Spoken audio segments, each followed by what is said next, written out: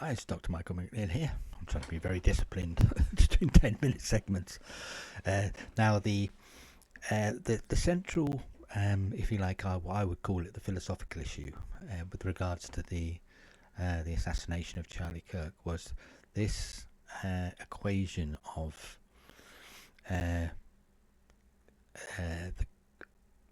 because the killer had made all these references and etched them on the bullets, and it's now coming out with the back and forward with his partner regarding that Charlie Kirk was speaking hate speech, and therefore I am justified in killing him to stop the spread of this hate. So the basic equation there is the idea that speech can be hate speech, and that is really something that's pulling itself from, say, Marxism or critical analysis, which basically says that all the operations of society, if you like, are to do with power imbalances, and so somebody is either somebody who's lording it over somebody who's the oppressor, and somebody is the recipient of that oppression, and they're the oppressed.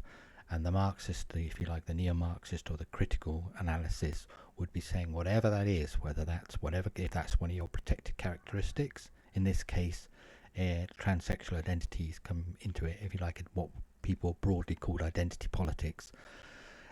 So whatever that identity happens to be, whether it's to do with race, because you see the same equation with regards to race. Some people just try to assert that all white people institutionally are racist, and even white people who say that they're not racist are still racist because they're just not aware of their own racism. So no matter what you are, if you are white, you're a racist oppressor, because and that should be telling you something's not quite right about that instinctively, because what you're doing is you've got A and you've got not A, and both of them give you both of them are alleged to imply that you've got like another B. So just from a logical point of view, there's something that should immediately think, wait a minute, so this sort of critical analysis, which is sort of like saying that the only way that the implication of that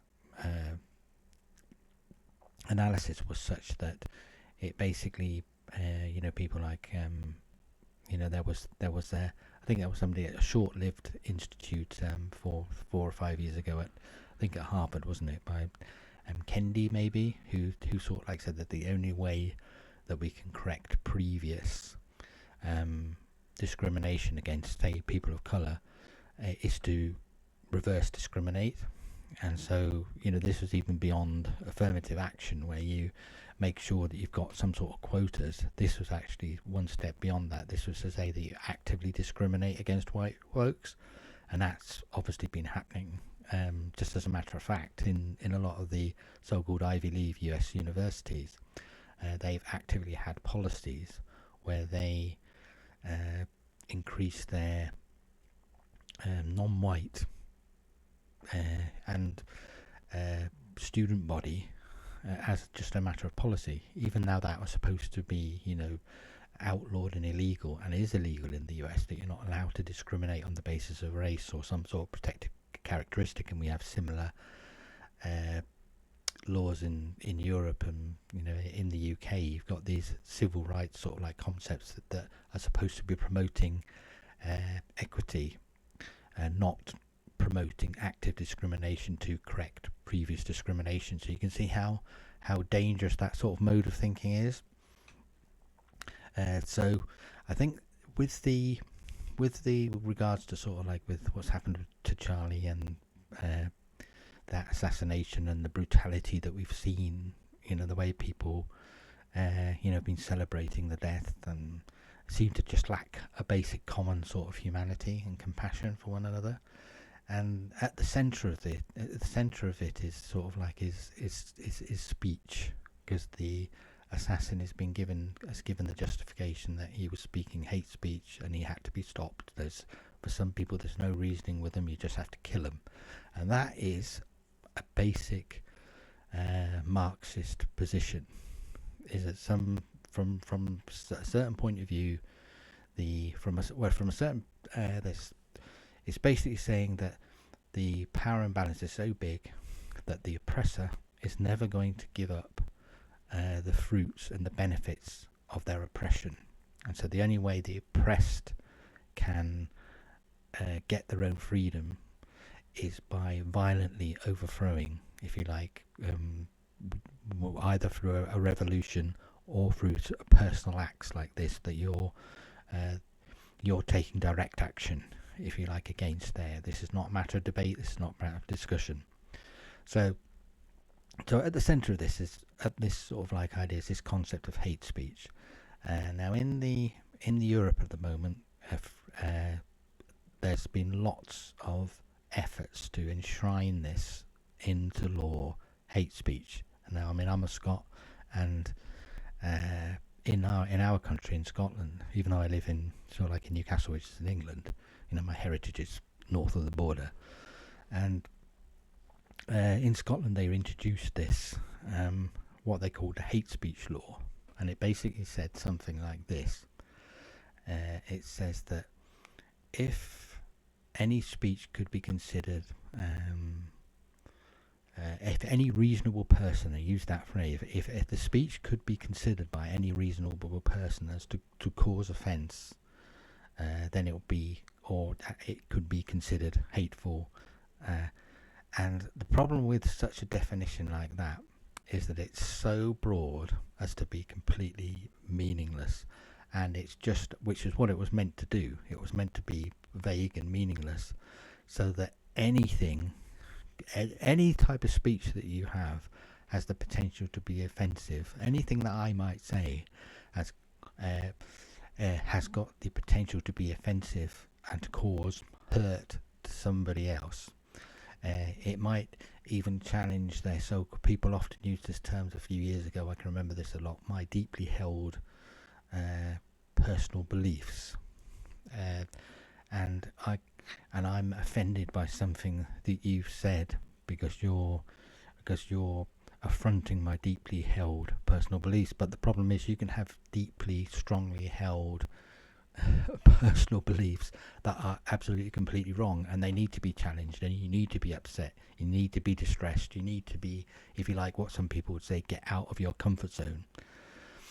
And so this concept of sort of like of hate speech, I think Jordan Peterson's very good on this, because he says, right, if you admit this as a concept, if you say that your government can define this thing into law called hate speech, who gets to decide what constitutes hate speech? If the government can decide that your speech is hateful, and, if you like, therefore criminal, and therefore we can incarcerate you or punish you or fine you, or then every other if you like, evil and oppression that can come into society will come in through this door of being able to say that this behaviour is acceptable, this behaviour is not, and we, the government, will decide what behaviour is acceptable. Because in the one sense, we'd like to think that, that in a democracy, that whatever we end up deciding as a people, it's some sort of social contract. But with the issue of speech, it's much more nuanced, and it's much more difficult, because the problem with a pure democracy, like, say, what they had in Athens, was that the laws would change from day to day, and you'd get populists, and people wouldn't know what the laws were, and therefore it was chaotic. That's why in the US you have a refined, if you like, Republican system of government. I'm not talking about the Republican Party. I'm just talking about that it's a republic with democratic elements in there. So you have a constitution. So people can't say vote. The constitution's considered, say, the groundwork, and there was amendments to the constitution that were put into place to deal with specific dynamic things that were happening within the time. But people cannot, say in the US, in that sort of Republican model of government, the constitution is the fundamental legal document. So people can't vote or create laws. Because this happens from time to time, doesn't it? Stuff goes up to the Supreme Court and then it's deemed unconstitutional. People do not have unlimited power. So if you, the issue really is at heart, is that the reason why the First Amendment to the Constitution was to guarantee speech, which was then backed up with the Second Amendment, the right of the people to bear arms to defend themselves from the government, is that if the government can criminalise your speech, it then has the potential to criminalise everything else about you. That's why it was so fundamental to the US Constitution, and if you like, the experiment of the US democracy. Now we don't have that within the European common law, and obviously the nations that were inspired by, if you like, the British common law, the Magna Carta, which was fundamental document which affected the whole of Europe, and obviously nations like Australia, which were basically, people have migrated and sort of originally started as a penal colony, Australia, but it's basically people who share the same sort of concept. And so within the Western nations there was this sort of like this very strong idea of speech and be able to speak freely, and that has been challenged by, if you like, and has been attempted to overthrow this, because that's what's happening in Europe at the moment, is that people's ability to speak freely is being restricted. And so you've now got these so-called hate speech online and digital safety laws and stuff EU-wide, and we've just had something introduced here that people are actually being imprisoned in the UK for tweets. Can you imagine that, for a tweet? And it's been considered hate speech. And so we really need to understand that the ability to speak freely is the fundamental freedom that guarantees all our other freedoms. And this idea within the US Constitution, the reason why the First Amendment is there is to say that there's no such thing as hate speech. We need to understand now speech can be, and to then equate the Marxist, if you like, analysis, it then equates hate speech with violence that allows people to then commit this type of political violence and to do what has happened with Charlie, and to actually assassinate their political opponent. This is why this is such a dangerous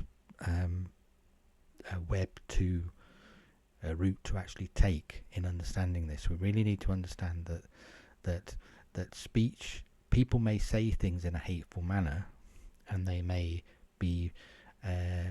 use words what people consider sort of violent rage, but that is very different than then saying and equating, right, because you're committing what I say is verbal violence, and I'm just categorizing this as violence generally, I can then respond to you in a violent manner, because that is a dangerous equation. That's what we really need to understand from where if you like, the fallacy of that equation of violence or with words to say in any manner that is equivalent to say violence with a weapon, to I need to shoot you to preserve my liberty. That's if you like, that's the danger, that's the Marxist equation that's pulled from that, which is what these what has inspired the school shooters and it seems in this case the assassin of Charlie Kirk. So we need to be aware of the danger of trying to equate speech and saying hate speech, because in the law it does recognize that there's a difference between, say, this is very. If you're inciting violence against another person, that is not protected speech. That type of incitement where you will say we're calling, if you were to say a neo-Nazi or a white supremacist and you're calling for all Jews to be killed, that wouldn't be protected speech, because you're inciting and you're promoting and you're recommending through your speech sort of like violence against another person.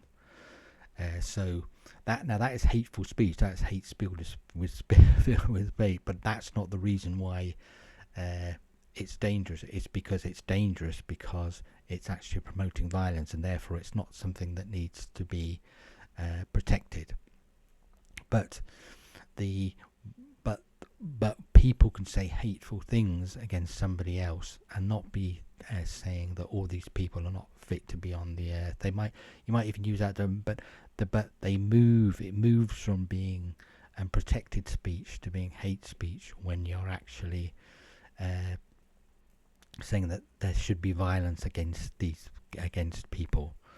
And so I think that's the thing that we really need to get from what's happened with Charlie, is that if we don't preserve that ability to speak freely, and we allow people to define speech as hateful, as hate speech, then you have this equivalency between violence in speech and violence, say, with the legitimacy of assassinating your political opponents. So if you're in terms of the political philosophy, we really need to be those that champion the discourse, and that is very much what Charlie stood for. So regardless of the religious element he was a Christian, he was a committed Christian, just as I'm a committed Christian, and part of the if you like, the moral and the teaching of Turning Point, the promotion of marriage, the promotion of faithfulness, the promotion of male and female gender, all those things that seem so controversial, but they're not really controversial. That's the thing. They're very simple, basic things that have been the foundation of Western culture. And the rejection and the demonization of those points of view of, say, that a man can't become a woman or a woman can't become a man, that shouldn't be controversial. There's nothing unusual about that. It's just a matter of simple science, simple biology. Our subjective view of ourselves is a completely, entirely different manner. If you like, our psychology and our various dysfunctions and our subjectivity, that's different from objective matters of biology, and so then they're not controversial views. And the view of, say, of the importance of marriage and faithfulness, these are well established concepts. They're not radical. They're only overturned by those who want to overturn all the structures of the Western nations. So if you like, to summarize, I think the most important thing we need to get from this is there's a difference between when people talk about hate speech. Hate speech is an illegitimate concept. Speech can be hateful, but there's no category called hate speech. So somebody can be manifesting their hate through words, but hate speech is a false category, really. It's a construct that's coming out of Marxism, the critical analysis, that says that this is a form of violence against me, and therefore I can legitimately use non-verbal violence to you. I would say the most you can do in that situation should be, well, if it's commensurate, then you want to use verbal. If you want to respond with the same verbal violence, with the same sort of hateful rhetoric, then you can. But to make the connection then between, say, physical violence, because you are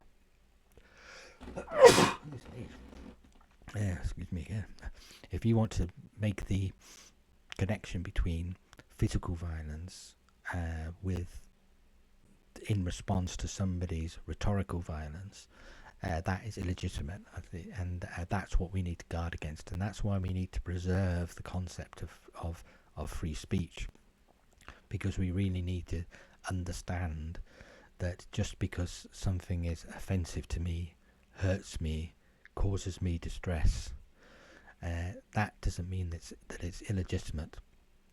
That just means in some senses I've got to toughen up as a person and get some emotional resilience, get some support structures around me, sociological or subjective support structures around me, friends around me, so that I can be secure in my view, and I am able to engage with other people,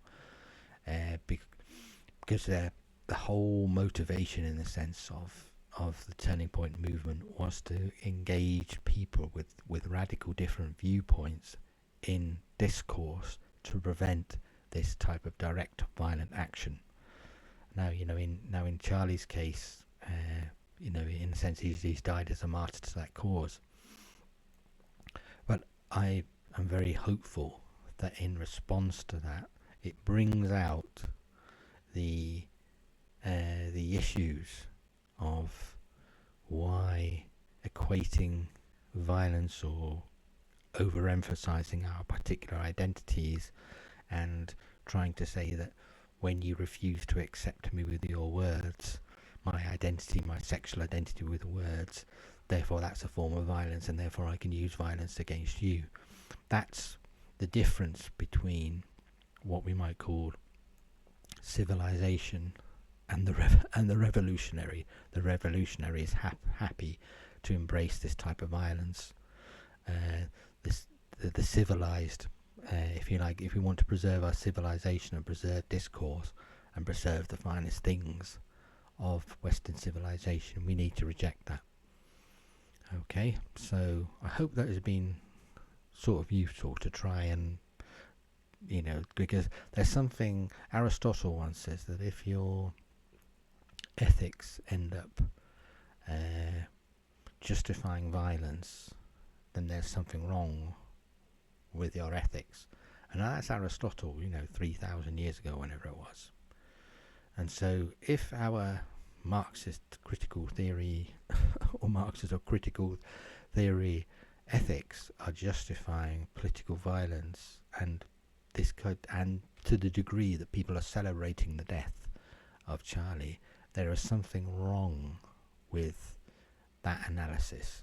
And what's wrong with that analysis is this equation of violent speech, or what people call hate speech, with violence, and therefore that legitimizes the violence. You're the oppressed, you're the oppressor, I'm the oppressed, I am justified in using violence to overcome my oppression. And so whether that's in the matter of gender, or whether that's in the matter of economic relations, whether that's in a matter of race, or whether I'm a woman, you're a man, you're oppressing me, therefore I'm justified in using violence against you to get out of my oppression.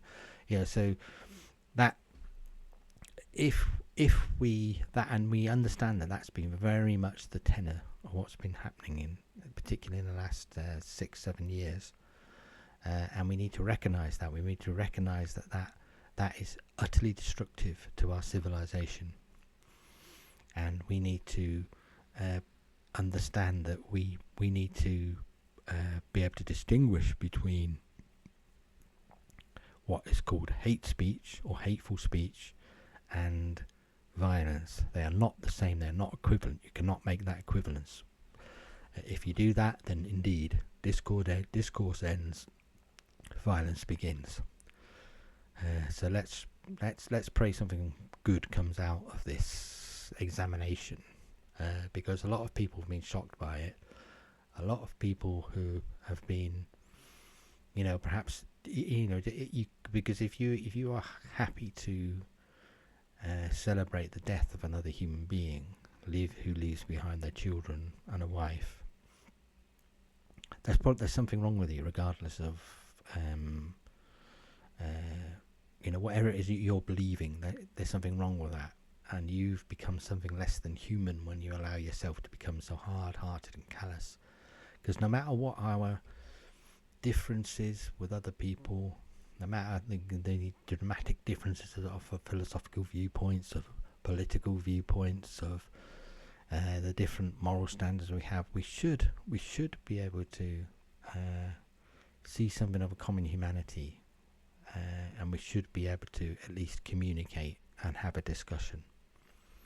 Okay, that's what philosophy is all about. Philosophy is about understanding the love of wisdom, and the only way you can talk and communicate, the only way you can understand somebody else, is to try and get yourselves into their life experience, which comes through an exchange of words, comes through free speech.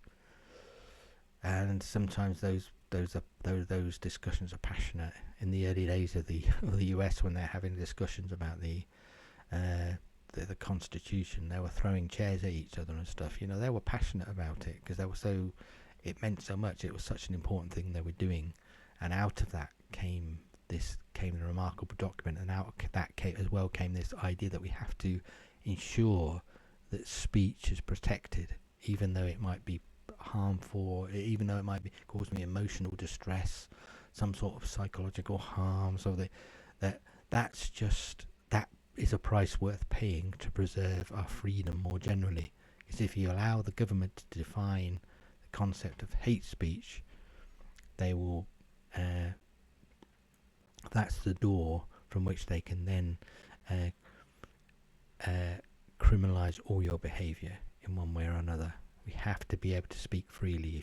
If you cannot have a free exchange of ideas, and the government defines what your idea is, then you end up with what the experience of the communist nations. Now, just have examine the experience of the communist nations and the millions of people, millions of people who have died. That's why it's. I think Senator Fetterman of Philadelphia, the Democratic senator, went over. I think he went over to Czechoslovakia, and he made this comment that he was talking to Czechs about their experience of socialism and communism, because obviously with Mandani in New York, and people coming out of the woodwork actually arguing, saying we're socialists, and we're going to make all these remarkable promises that socialists do, and they were asking. So he was asking them, well, what's your experience of socialism? Do you think? And they can't actually believe that Americans could be so stupid as to want to be to do some sort of socialist experimentation with socialism, because it had such a destructive effect on society and destroyed people, and just millions upon millions of people died. And so, and wherever communism has been practiced, that's what has happened. So to bring this to a close, let us reflect on that. We don't want to be a society in which political violence is considered legitimate. It is never legitimate. We have to protect ourselves. We have to protect ourselves against violent ideas, people who promote violence, and we have to deal with it. But what we do not want to do is to criminalize people on the basis of their speech, equate speech with violence, and therefore kill other people. We've lost our humanity. We've lost our society. We do so. Okay, see you again soon. God bless.